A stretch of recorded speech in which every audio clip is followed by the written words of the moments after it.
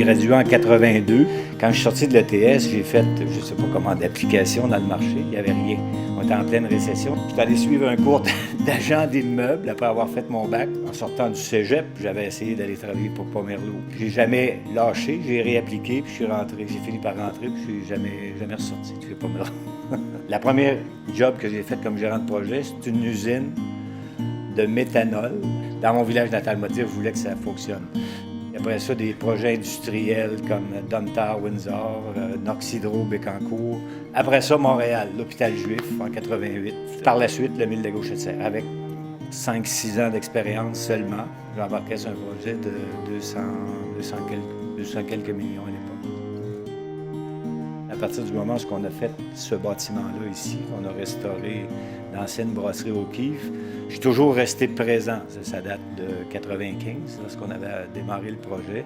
Donc, depuis 20 ans, j'ai toujours resté présent alentour de l'organisation. Je trouve qu'il y a une dynamique dans cette institution-là qu'on ne retrouve pas nécessairement dans toutes les universités. Je pense que c'est particulier à l'ETS. Puis, je trouve que ça prépare bien les gens pour notre industrie.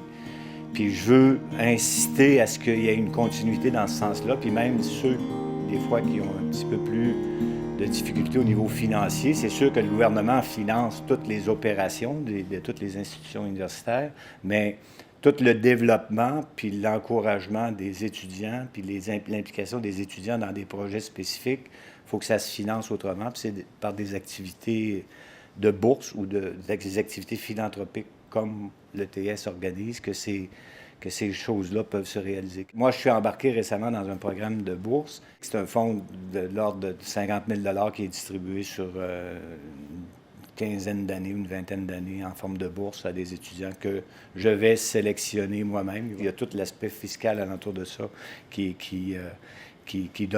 ramène certains avantages. Je pense que c'est quelque chose qu'il faut vraiment regarder de près, puis vraiment, quand on se fait approcher, de ne pas rejeter du revers de la main, de vraiment regarder de façon spécifique c'est quoi les implications, puis surtout, qu'est-ce que ça ramène pour l'école de pouvoir disposer de ces argents-là. Le fait qu'il soit identifié à Rocky-Roi, qui était chez Pomerleau depuis 30 ans, 31 ans, ça va l'identifier à Pomerleau d'une certaine façon aussi, puis ça nous aide à recruter des gens, à attirer des gens chez nous, un peu comme on le fait au niveau corporatif. C'est d'encourager ce développement-là. C'est notre relève à nous. Ça permet de développer des gens comme nous autres, des gens comme nous autres, puis de s'assurer qu'ils vont poursuivre, qui ne décrocheront pas. Si on veut encourager et favoriser davantage le développement des étudiants, ça prend ce genre de contribution-là de l'industrie. J'ai reçu beaucoup, jamais je pourrais rendre